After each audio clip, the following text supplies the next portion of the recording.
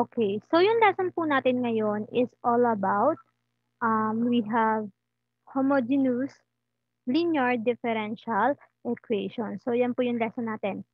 Homogeneous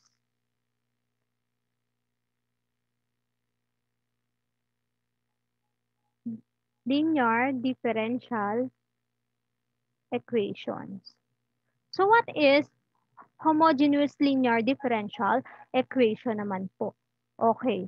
So kapag ka sinabi po nating homogeneous linear differential equation, so with constant coefficients po, if it is has zero sa right side po ng differential equation niya. Say for example, we have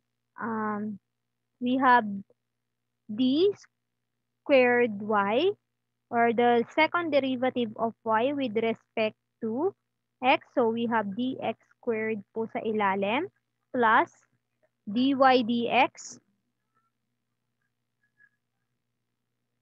equals 0. So kapag ka daw po yung kanan na part niya ay 0, it means it is a homogeneous linear differential equation. So ito po yung format ng homogeneous linear differential equation. So we have, it is written as, we have b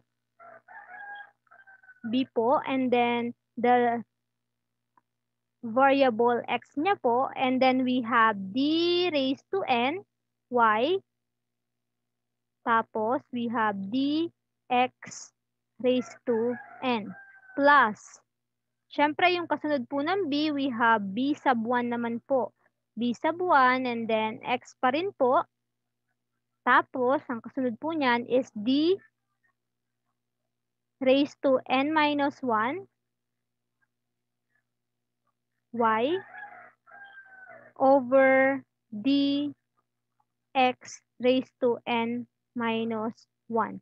So, yan po yung pinaka-format niya. Plus, syempre, tuldok-tuldok, marami pa pong kasunod.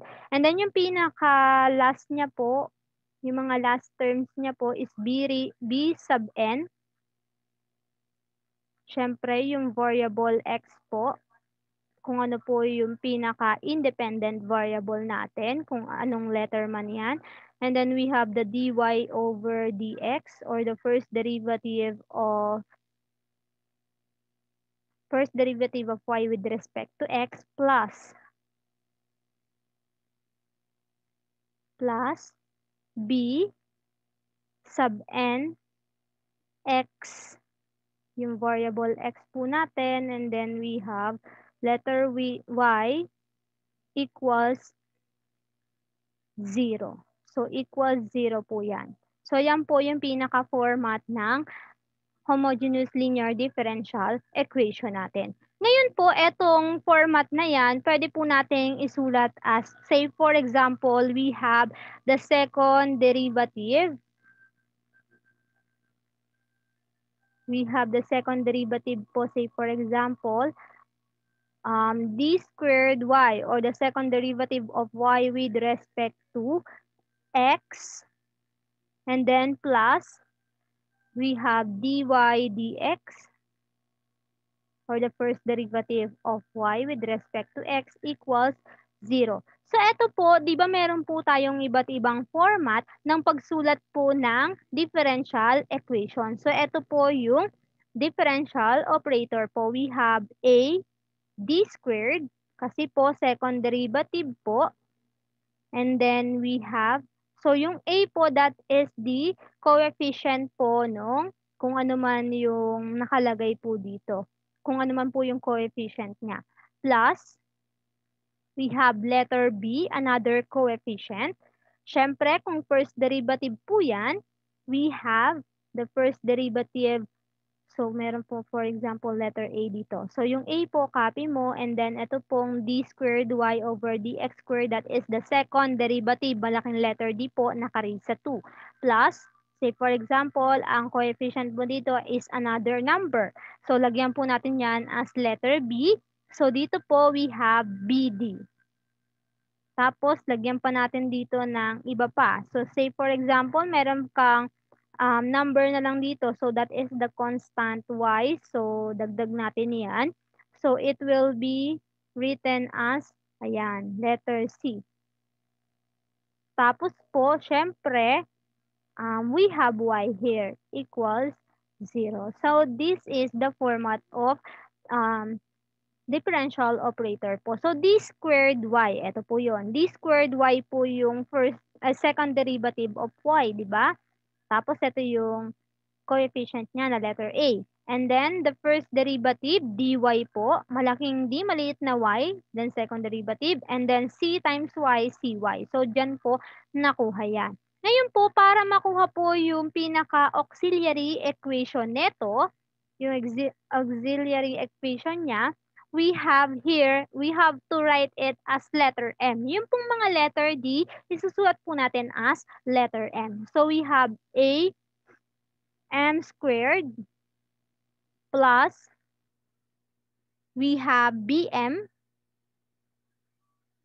plus c equals 0. So, ganyan po yung auxiliary niya.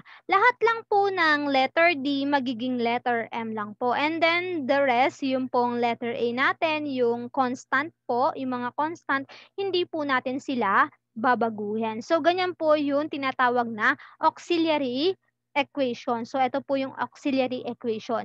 Meaning po, kapag kinuha natin ito, yung roots netong AM squared plus BM plus C, ang tawag po dyan ng yung mga roots po niyan, ibig sabihin po nun, it is the general solutions po. Pagka meron ka ng mga nakuhang value ng mga roots.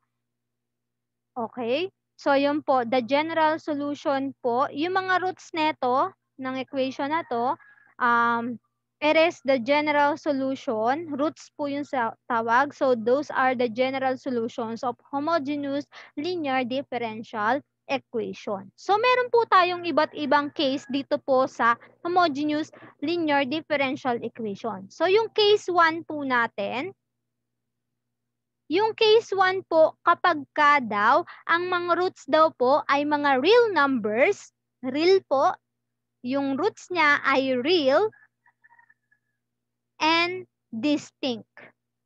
Pagka sinabi po natin distinct, magkaiba or unequal. Hindi po sila parehas. Distinct. Unequal. Distinct po, say for example, ang roots niya 1, tapos ang isa niya pang root ay 4. Ang isa pa ay 5. So, ayun po, that is what we call the distinct.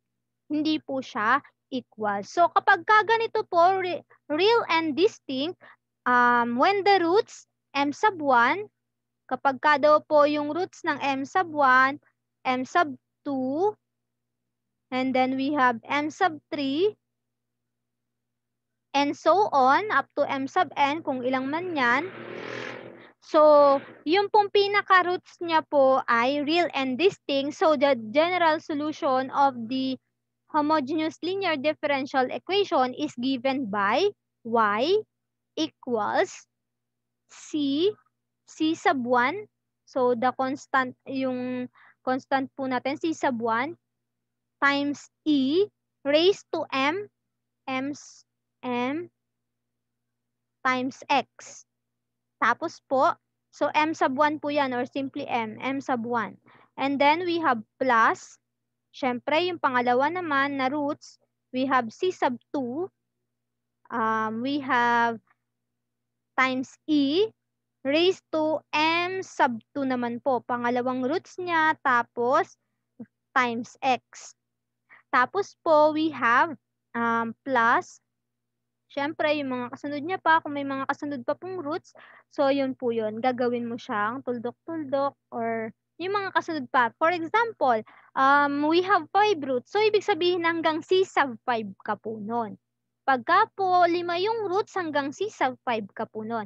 So, up to hanggang mapunta ka sa c sub n. So, hindi po natin alam kung yung given differential equation ba ay may ilang roots. Kaya po, susulat natin as m sub n times x. Okay? So, ganyan po yan sa case 1. Then, sa case 2 naman po, wag ko nang isulat siya. So, sa tingin ko, napanood nyo naman. Yung case 2 naman po, case 2, kapag ka po ito ay real, tapos po equal. Kapag ka po ito ay real at equal, real po tapos equal, sa case 2 po yan. So kapag ka real at equal, ibig sabihin po isusulat natin yung real tsaka po equal. Ibig sabihin yung roots ng una equal sa pangalawa, tapos equal din sa pangatlo, and so on. Kung ilan man yung nag-ulit po na yon. So isusulat po natin siya as ganito. We have y equals, we have c sub 1 e raised to ax, tapos plus yung pangalawang po nun, 'di ba? Ito ay C1 tapos e na yung kasunod.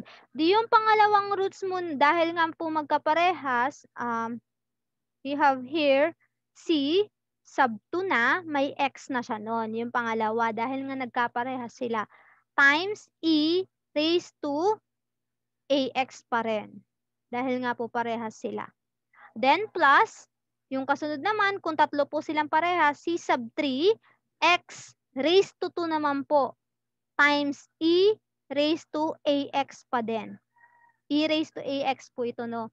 E raised to ax. C sub 2, x raised to 2 times e raised to ax hanggang sa makumpleto mo kung ilan man yon, c sub n, x raised to n times e raised to ax. So, and so on po yan. So, ganyan po yung magiging format nung case number 2.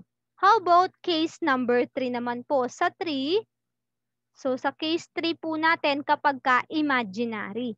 So, ibig sabihin po ng imaginary, ito po yung mga walang sagot. Wala pong sagot niya, or yung imaginary number, it is written as yung pong square root. Diba kapag ka square root, yung makukuha mo dapat dyan parehas sa number. Kaya ang lahat ng negative, tapos nasa loob siya ng square root sign, those are numbers na hindi mo po ay po yung kapartner niya, yung pinaka roots niya. Letter I po, or the imaginary number. Say for example, ito po yung common, talagang ito po yung I natin, square root of negative 1. So dapat square root of positive 1. 1 tsaka po negative 1 po yun. Positive 1 times positive 1 tsaka po negative 1 times negative 1. Pero po ito square root of negative 1. Kaya po ang sagot po dito is letter I. I po yung sagot dyan, or the imaginary number. So kapag ka po sinulat natin yon, so ibig sabihin po yung roots niya, roots ng una sa case 3 is m sub 1 equals a plus b times I, or yung imaginary number. Or yung pangalawa niya pong roots, it is given by, syempre po square root nga po yung pinagkuhanan, so yung negative naman po, a minus b times letter I. So ganyan po yung isusulat.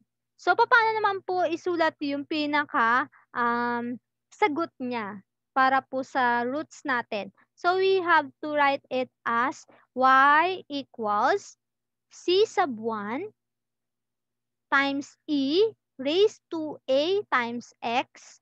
Tapos po, may cosine na po siya nun. Cosine letter b times x plus c sub 2 e raised to ax. Tapos po, yung pangalawa namang roots, we have sine bx. Okay. So, ganyan po siyang isusulat kapag ka po wala po siyang roots, or the roots are imaginary. So, magbigay po tayo ng example dito sa mga problems na binigay. So, for example, number 1 po. Yung number 1, we have d cube. Nakasulat po siya sa ganyan. D cube plus 2d squared, tapos po, minus 15d. Nakaparenthesis po yan. And then, syempre, nakamultiply kay y kasi nga po, d cubed times y is the third derivative of y.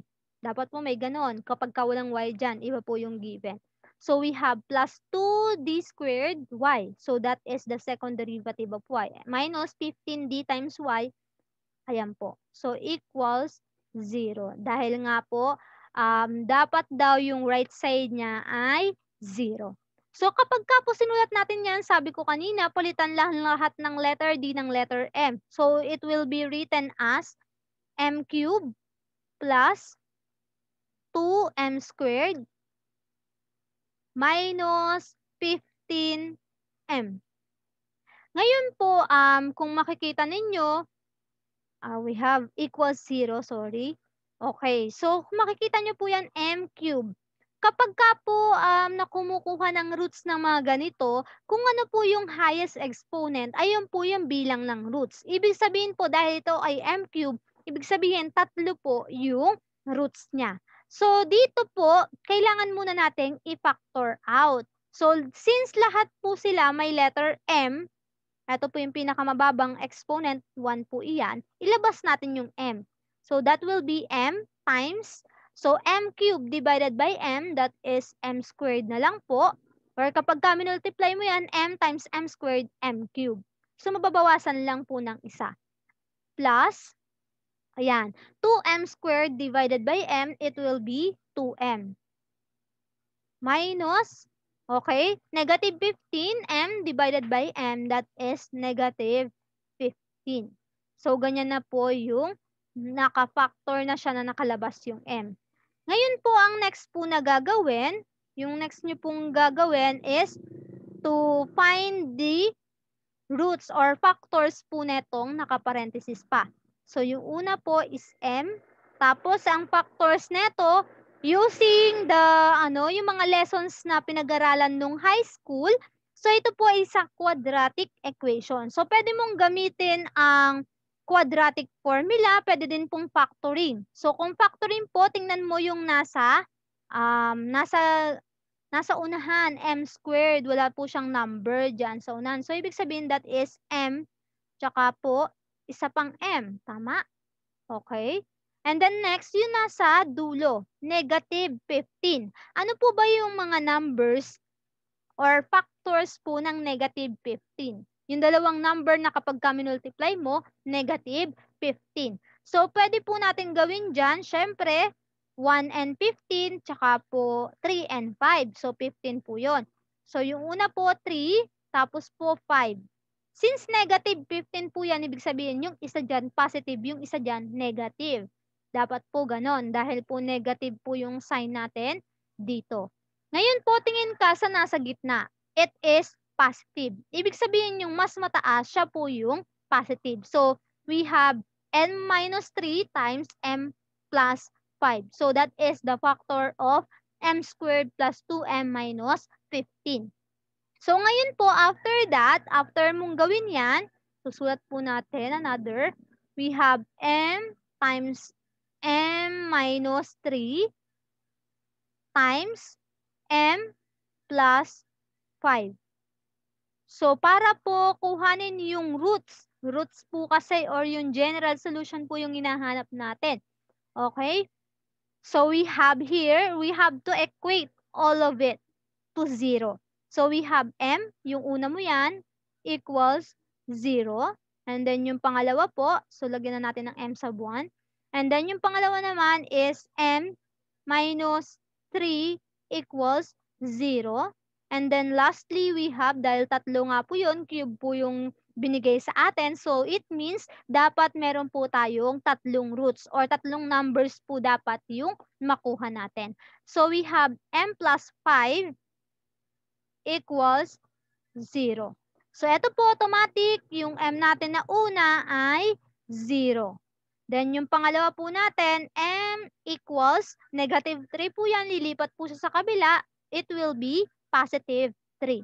And then, yung last naman po, we have m plus 5. Ililipat natin si plus 5 dito sa kabila, we have m equals negative 5.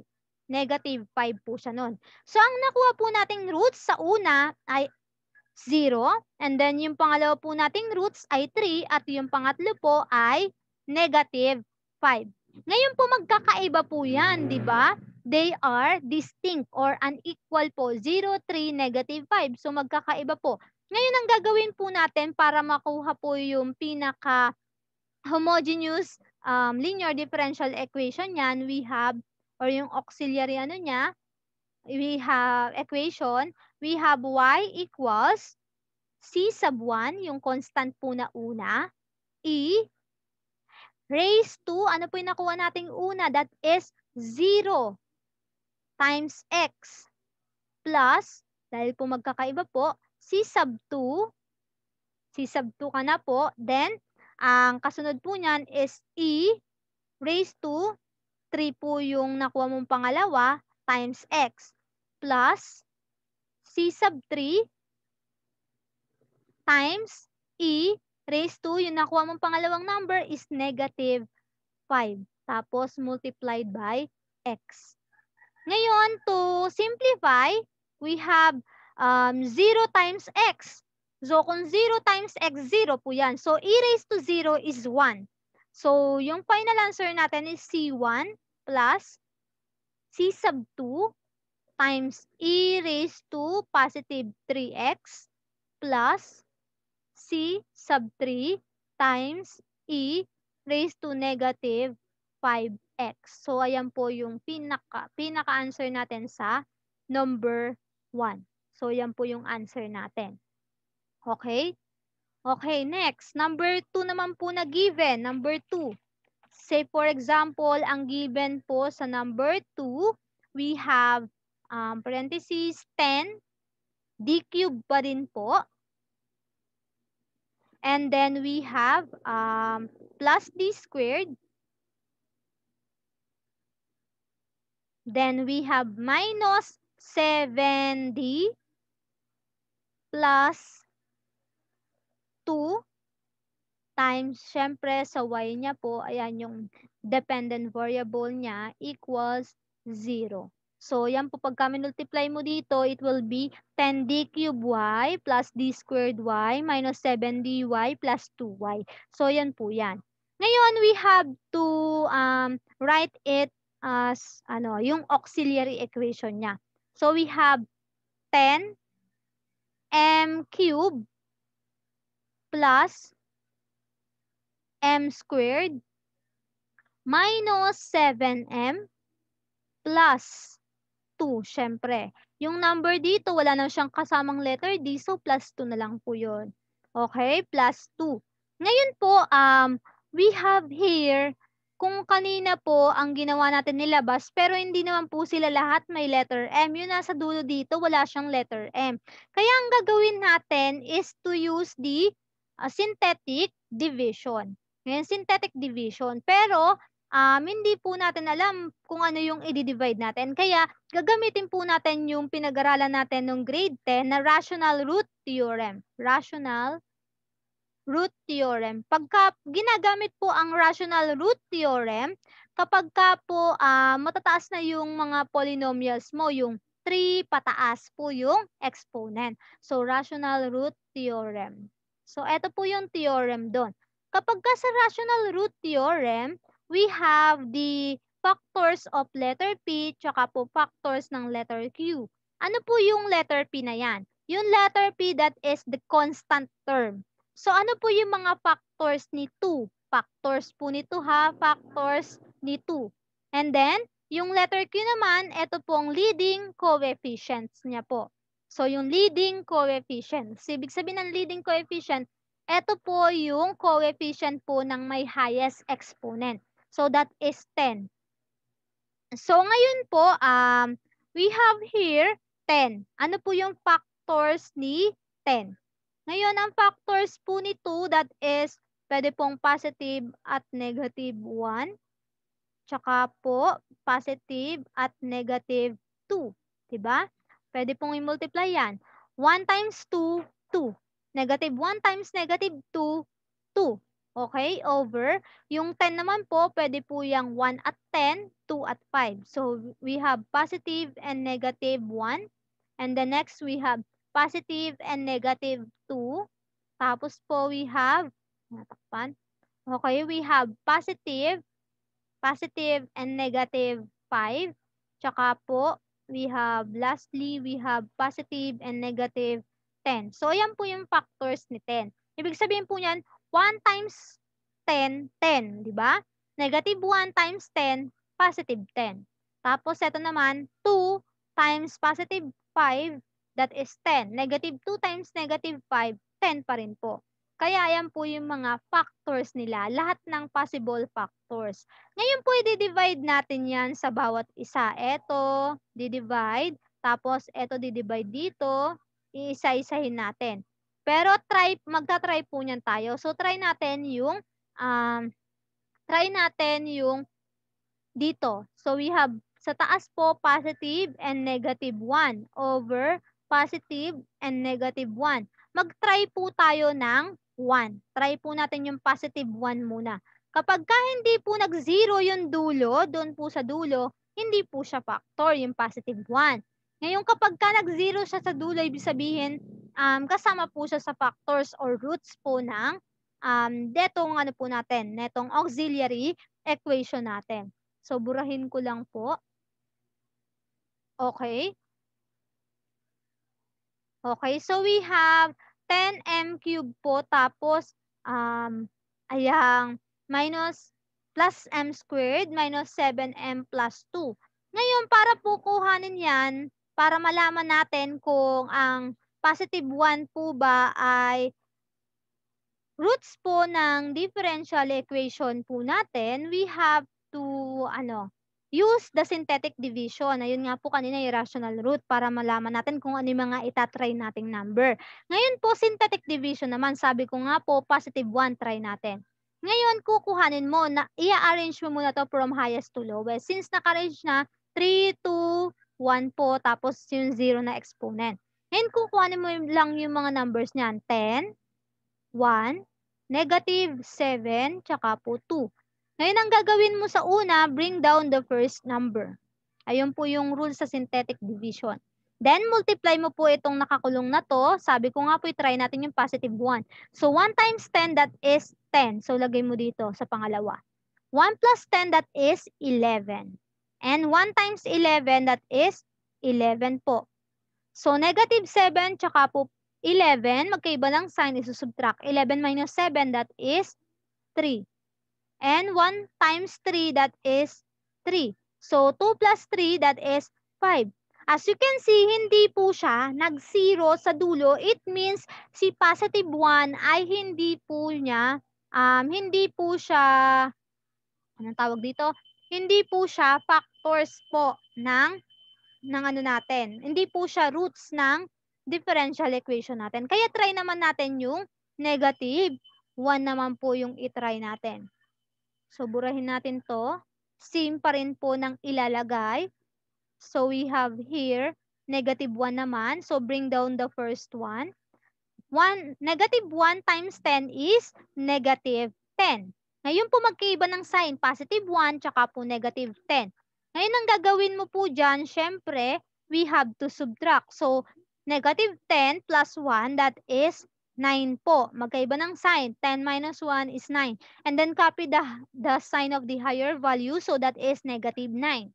Then negative 9 times negative 1. Ito po yun. So that will be positive 9. Negative 7, positive 9. Magkaiba ng sign. So it will be subtracted. So we have 9 minus 7. That is 2. Ang sign po ni 9, mas mataas po siya kay 7, positive, kaya wag na natin lagyan. And then next po, we have negative 1, tsaka po positive 2. So kapag kami multiply yan, it will be negative 2. And 2 minus 2 is, ayun po, 0. 0 po yung nakuha natin.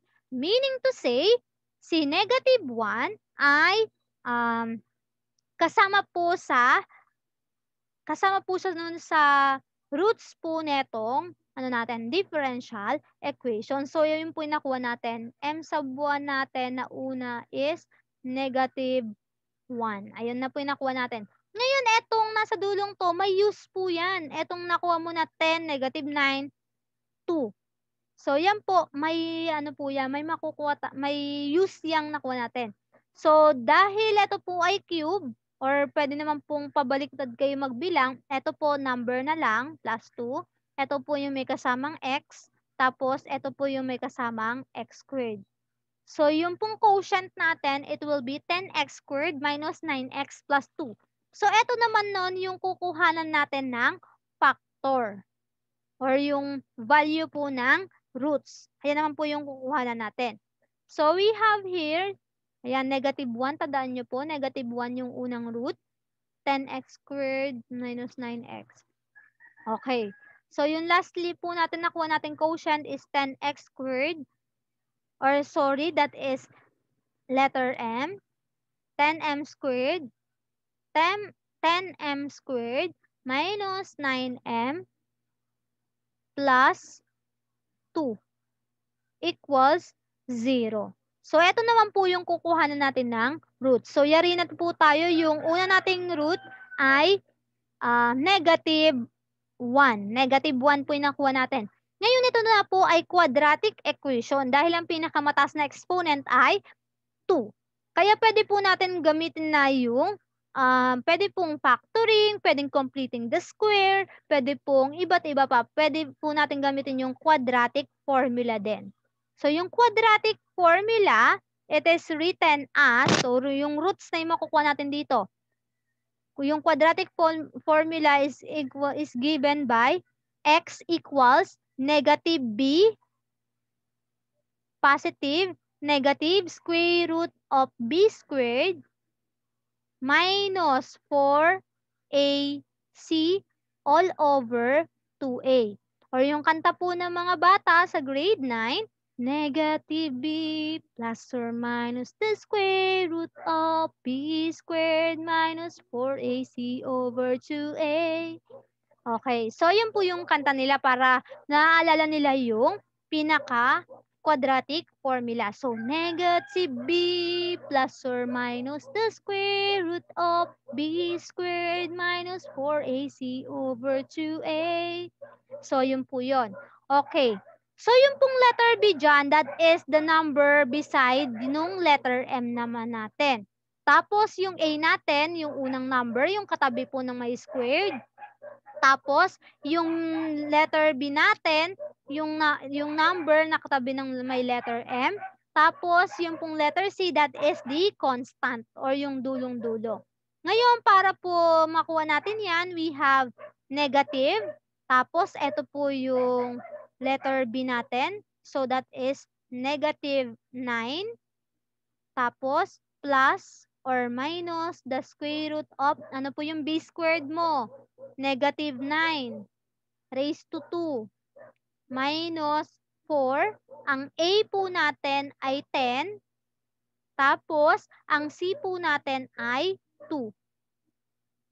Okay. So, yan po yun. All over po, 2 times, ang A natin ay 10. Okay. So, ang next po natin na gagawin, syempre, simplify po natin yan. Simplify po natin. So, lagay ko na lang po dito sa taas. Okay po. So, we have negative times negative times negative 9. It will be x equals or m equals, sorry, it will be m equals. So, m equals, so yung roots po natin is given by letter m, di ba? Negative times negative 9, it will be positive 9.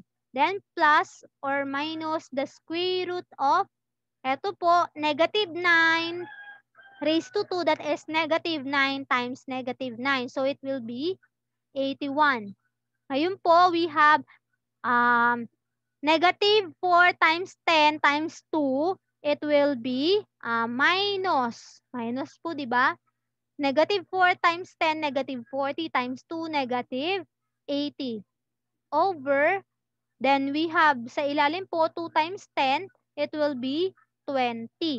Ngayon we have 9 plus or minus the square root of 81 minus 80, that is 1 over 20. Ngayon po, square root ng 1 is 1 po, di ba? So, positive po yan. Square root ng positive 1 ay 1.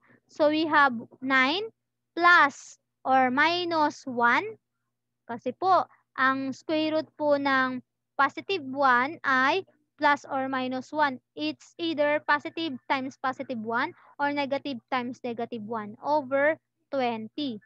So, ngayon po, ang gagawin mong next dahil isang positive at isang negative nga po yung roots natin, ang gagawin nyo po, we have 9 plus 1. Yung una, 9 plus 1 over 20. And then, yung pangalawa naman po, that will be 9 minus 8. Ay, 9 minus 8. Sorry, 9 minus 1. 9 minus 1 is 8. 9 minus 1 po over 20. Okay, 9 minus 1 over 20. So, 9 plus 1 is 10 divided by 20. It will be 1/2. Then, yung pong 9 minus 1, it will be 8 divided by 20. So, pwede po nating i-lowest term yan. Gamitan na lang po ng calculator. Tinuro ko na sa inyo paggamit ng calculator kung paano ito i-solve. So, divide it by 4 po. So, 4, 8. So, it will be 2. 8 divided by 4 is 2. And then, 20 divided by 4 is 5. So, ibig sabihin po, yung next na root natin is 1/2. Yung m sub 2 natin is 1/2. And then, yung isa po, yung pangatlo nating root ay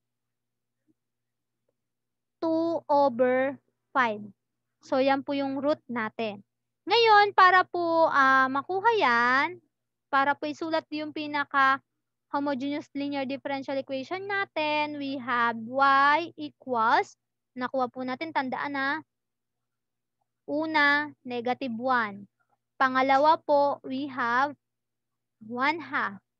Tapos, yung pangatlo po natin ay, i-arrange lang po natin sila. Yung pangalawa po natin is 2 over 5 na lang po para po naka-arrange siya. Okay, 2 over 5. Tapos, yung pangatlo natin is 1/2. Ayan, kasi mas matas yung 1/2 sa 2 over 5. Arrange na lang po natin sila. So, para po isulat natin yan dahil po magkakaiba, we have c sub 1, yung unang roots natin. So, c sub 1 times e raised to negative 1x or simply negative x plus c sub 2 times e raised to positive 2 over 5x. And then lastly, we have plus c sub 3 times e raised to 1/2 x. So, yan po yung sagot natin. Okay, yan sagot yung sa number 2. Okay, next number. Okay, so example number 3. Example number 3. Okay, so we have d parenthesis d5 minus d3 times y equals 0. So, as you can see, dapat po may letter D yan. I-transpose po or translate natin sa auxiliary equation. So, it will be m raised to 5 minus m raised to 3 equals 0. So, mawawala na po yung y, no? Ayan po yung auxiliary equation niya. And then, we have to, since pareho silang may m, labas natin kung ano yung mas mababang exponent. So, m cube po yun. So, m cube, ayan yung ilalabas natin kasi siya yung pinakamababang letter m. Ito, 5 yung m. Ito, 3. So, 3 po yung malalabas natin. So, we have m raised to 5 divided by m raised to 3. It will only be m squared. Then, negative m cube divided by m cube is negative 1. So, yan po siya nun. Pagka ito, minultiply mo dito, ito po yung kalalabasan. M cube times negative 1, ito po, negative m cube. Ayan po yung kalalabasan niya. Equals 0. So, we have m cube. Tapos po, We have m squared minus 1. Perfect square yung m squared kasi m times m. Yung 1 din po, 1 times 1. Ngayon, it is separated by the minus sign. So, ibig sabihin po, yung isa ay positive 1, tapos isang m, tapos isang positive 1. Yung isa naman po ay m minus 1. So, ganyan po yung factor ng dalawang perfect square kapag ka binomial. So, m times m, m squared. Then, m times negative 1, negative m. 1 times m, positive m. Pagka po 1, tsaka po yung negative 1, so kakancel po yun. Makakancel na mawawala siya. Then, lastly, we have positive 1, tsaka po negative 1. So, ito po yung magiging answer dyan. Basta tandaan nyo, perfect square tong una. Yung pangalawa din po, perfect square. Ito pong 1. So, isang positive tsaka po isang negative po nun. Pag-iwalayin lang natin. Equals 0. So, yun po yung nakuha natin. Then, next naman, we have m cubed times m plus 1. Tapos po, multiplied by m minus 1 equals 0. So, dito, ang gagawin po natin, we have to equate all to 0. So, we have m cubed equals 0. Tapos, dito naman, we have m plus 1 equals 0. Then, yung isa pa pong last, yung pangatlo, we have m minus 1 equals 0. So, kung naalala nyo po kanina yung pinaka-given natin is d raised to 5. It means 5 po yung roots natin. 5 yung roots na dapat makuha natin. Since eto po ay 3, m squared equals 0, ibig sabihin po niyan, si m sub 1 equal kay m sub 2 equal kay m sub 3 at ang value po nilang 3 ay 0 kasi po m cube. Ngayon naman itong pangalawa, we have m equals, positive 1 siya dyan, lilipat sa kabila, negative 1. And then we have here, sa last po natin, negative 1, lilipat sa kabila, magiging positive 1. So yung pang-apat na root natin ay negative 1. Ang pang-5 po natin ay positive 1. At yung una, pangalawa, pangatlo ay pare-parehong 0. Paano natin gagawin yan kapag ka po ganyan? Paano yung gagawin natin dito kapag ganito po siya na pare-pareho po yung roots natin? Sabi po, para isulat yan, we have c sub 1 e raised to 0 times x. 0 po kasi yung value. And then plus c sub 2. Meron na po siyang letter x nun times e raised to 0x pa rin po. And then, yung pangatlo po, 0 pa din kasi. So, c sub 3. Tapos, dahil x na dyan, x squared na po nun. X squared times e raised to 0 times x. Tapos po, etong dalawang to, negative 1, tsaka po positive 1, magkaiba. So, plus c raised to 4, mawawala na po yung letter x, times e raised to negative x. Ito po yung negative 1. Pang-apat po natin yan. Then yung pang-5 po, plus c sub 5 times e raised to x or 1x or simply x. Okay. Ngayon po, etong may raised to 0 na yan, eto po, di ba 0 times x is 0. E raised to 0 is 1. So, c sub 1 times e raised to 0 is, ayun po, c sub 1 pa rin. So, etong mga to, yan, eto po, yung tatlo, pagka po 0, ang mangyayari po, ang final answer natin is c sub 1 plus c sub 2 plus c sub 3 na lang po sila nun.